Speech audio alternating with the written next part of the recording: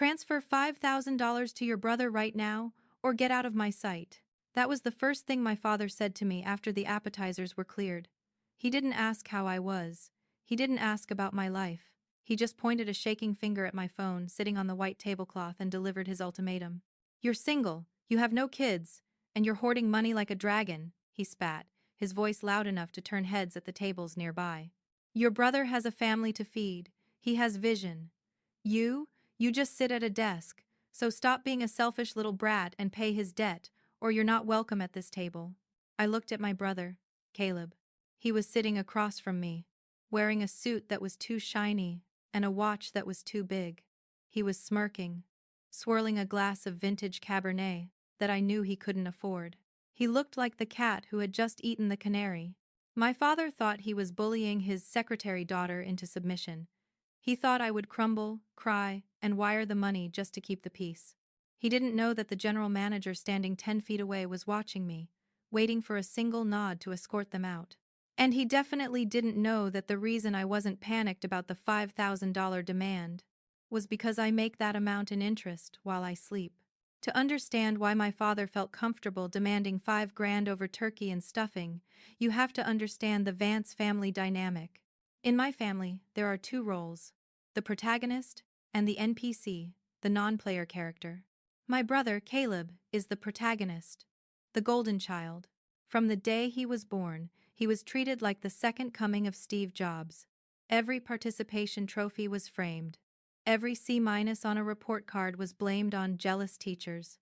Now, at 32, Caleb is a serial entrepreneur. In reality, he's a serial failure. He's launched a drop-shipping business, a crypto mining farm, and a luxury car rental service. All of them failed. All of them were funded by my parents' retirement savings. And then there is me, Elena, the NPC. I was the quiet child, the one who got good grades, didn't cause trouble, and didn't ask for much. Because I didn't demand attention, I didn't get any. When I got a full ride to law school, my dad asked why I didn't just find a rich husband. When I graduated top of my class, my mom asked if I was going to lose weight before the ceremony. 5 years ago, I made a strategic decision. I realized that if my family knew I was successful, they would bleed me dry. They would view my money as their money. So, I created a persona. I told them I burnt out. I told them I took a boring, low-level job as an administrative assistant at a logistics firm. It pays the bills, I told them over a generic Christmas card. It's quiet. I file papers. They loved it. It confirmed their bias. Oh, Elena, my mom would sigh at gatherings. At least you have benefits. Maybe you'll meet an executive there who can take care of you. In reality, I am a crisis management attorney for ultra-high net worth individuals. When a billionaire gets arrested in Monaco, I'm the one they call. When a tech CEO needs a hostile takeover blocked at 3 a.m., I'm the one who drafts the injunction. I don't make a salary. I make a fortune. My small apartment is a penthouse in the financial district, purchased through an LLC to hide my name. My boring car is an Audi RS7 with bulletproof glass, debadged to look like a standard sedan. My clothes aren't from the clearance rack. They are Loro Piana and Brunello Cucinelli, thousands of dollars for a sweater that just looks gray to people who don't know better. For 5 years, I played the part of the poor, mousy secretary. I drove a rental car when I visited them. I wore old clothes. I became a ghost in my own family, but ghosts hear everything. And this Thanksgiving, I was about to stop haunting the house and start burning it down. The setup for this disaster began 2 weeks ago. Caleb insisted we go out for Thanksgiving. Mom's too tired to cook, he texted the group chat. I booked us a table at the Sterling Reserve, top tier, only the best for the fam. The Sterling Reserve is one of the most exclusive steakhouses in the city. It's membership only. The average check is $400 per person. I knew Caleb couldn't afford it. I knew Dad couldn't afford it.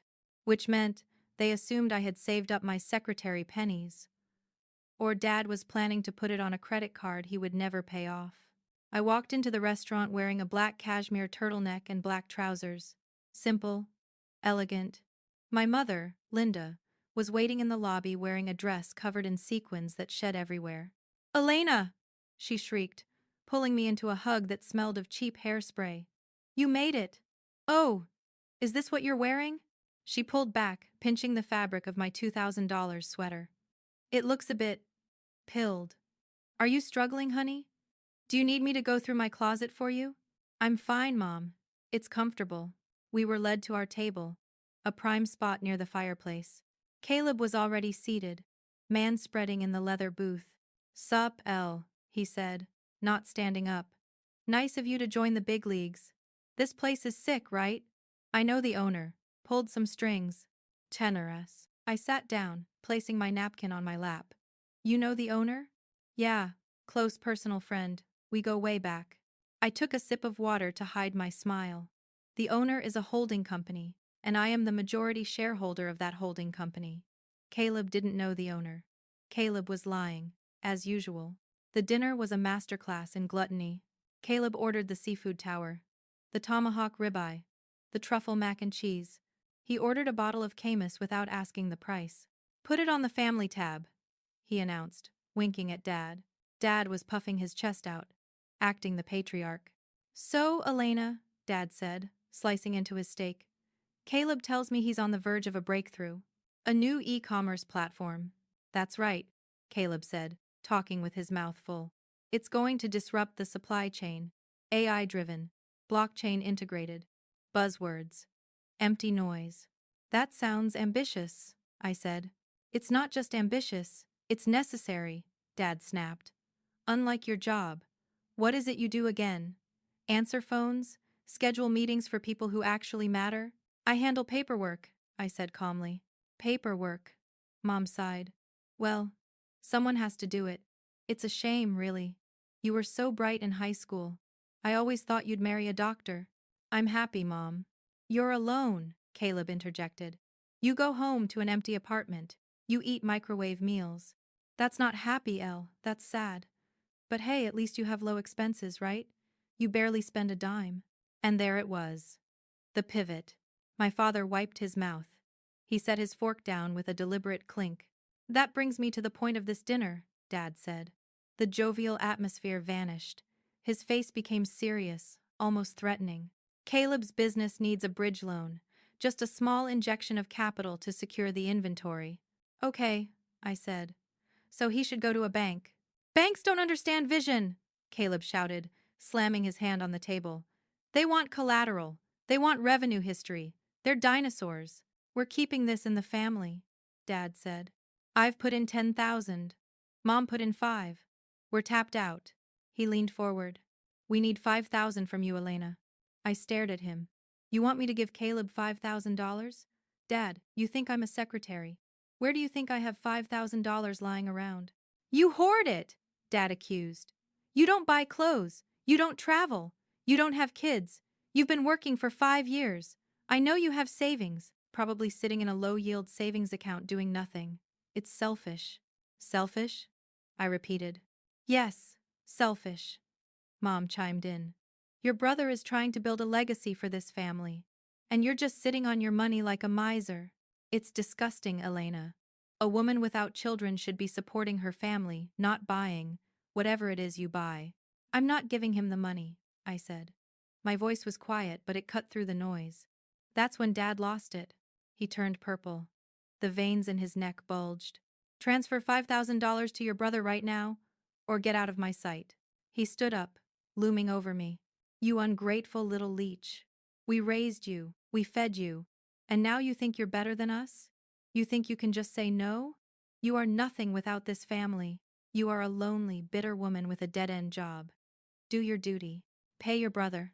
Caleb was smiling, a cruel, twisted smile. Come on, Elle, he sneered. Don't be a bitch, just transfer it.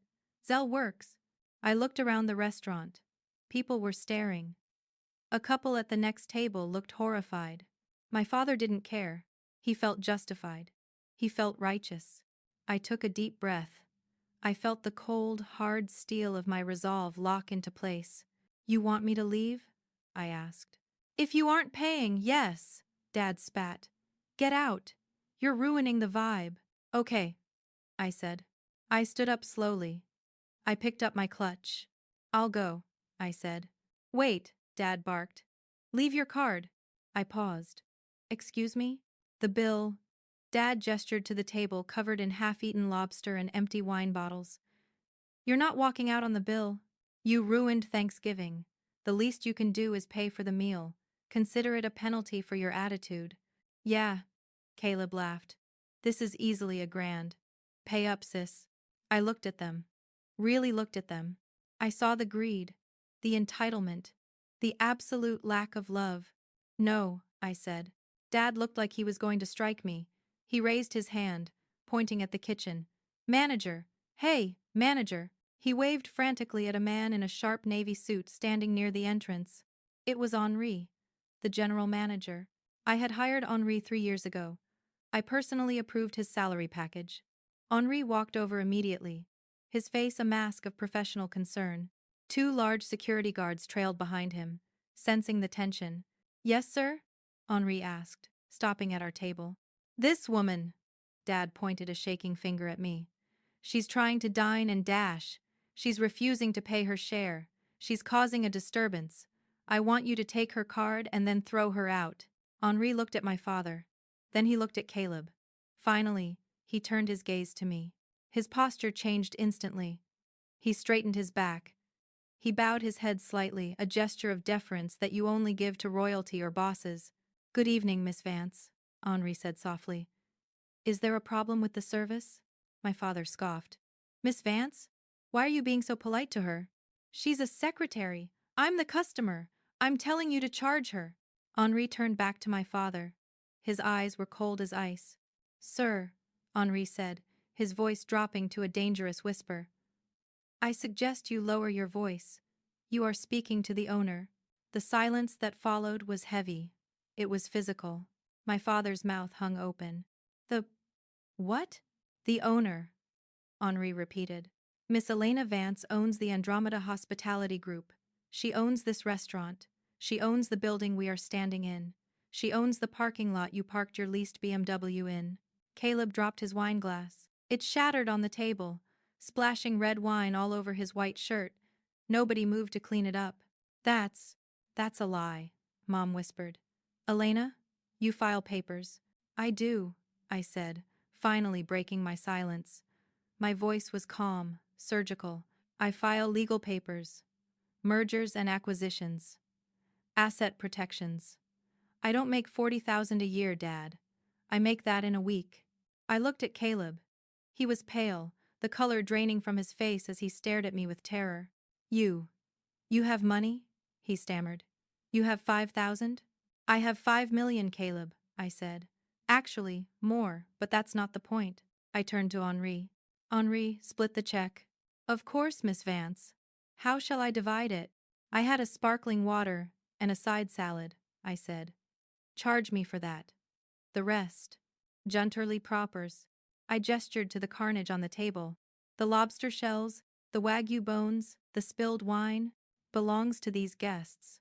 Elena, no! Dad panicked. We can't! Look at the prices! This bill is over $1,200. I don't have that on my card. You should have thought about that before you ordered the Camus, I said coldly. But we're family, Mom wailed. You're rich. You own the place. You can comp it. Just tell him to make it free. I looked at my mother. The woman who insulted my clothes 5 minutes ago. The woman who called me selfish. I could comp it, I agreed. I have that power. I paused. I let hope flicker in their eyes for 1 second. But I won't. Henri, I said. These guests have been abusive to staff and management. Once they settle their bill and make sure they settle every penny, I want them escorted off the premises. And ban them from all Andromeda locations. Permanent blacklist. Understood, Miss Vance, Henri said. He signaled the security guards. They stepped forward, crossing their massive arms. You can't do this, Caleb screamed, standing up. I'm your brother. I need that 5,000. The loan sharks are going to kill me. Loan sharks? I raised an eyebrow. I thought it was for a bridge loan? For inventory? I shook my head. Lying to the end. Goodbye, Caleb. I turned and walked away. Behind me, I heard the chaos erupt. My card is declined. Dad was shouting. Try it again. You have to pay. Mom was crying. We're her parents. Sir, the security guard's deep voice boomed. If you cannot pay, we will be calling the police for theft of services. I walked out of the restaurant into the cool night air. The valet saw me coming and already had my Audi RS7 pulled up. I tipped him $100. Have a good night, Miss Vance. He smiled. As I drove away, I pulled up my banking app on my phone at a red light. I saw the shared family phone plan, the one I had been paying for 10 years. Cancel line. Dad. Cancel line. Mom. Cancel line. Caleb. Then I opened my streaming services. Netflix, Hulu, HBO, all logged in from their house. Sign out of all devices. Change password. Then, the final nail. My parents' car insurance. I had been paying it as a gift for 3 years. Cancel policy effective immediately. My phone started blowing up. Dad calling. Mom calling. Caleb calling. I didn't block them. Not yet. I wanted them to send the texts. I wanted to read the desperation. I drove to my penthouse, poured myself a glass of real vintage wine, and sat on my balcony overlooking the city lights. It's been 3 months since Thanksgiving. The fallout was catastrophic for them. Dad had to take out a high-interest payday loan to cover the dinner bill to avoid being arrested. Caleb's car was repossessed because he couldn't make the payments without my occasional help. Mom sends me letters now, because I changed my number. She writes about forgiveness and family duty. She asks why I'm so cold. I burned the letters. I'm writing this from a resort in the Maldives. I rented a private villa for the month. It cost $20,000. It's expensive, sure, but the silence, the peace of mind, that is absolutely priceless. If you enjoyed this story of karma, make sure to hit that subscribe button. And let me know in the comments, would you have paid the bill? Or would you have let them deal with the consequences like I did? See you in the next one.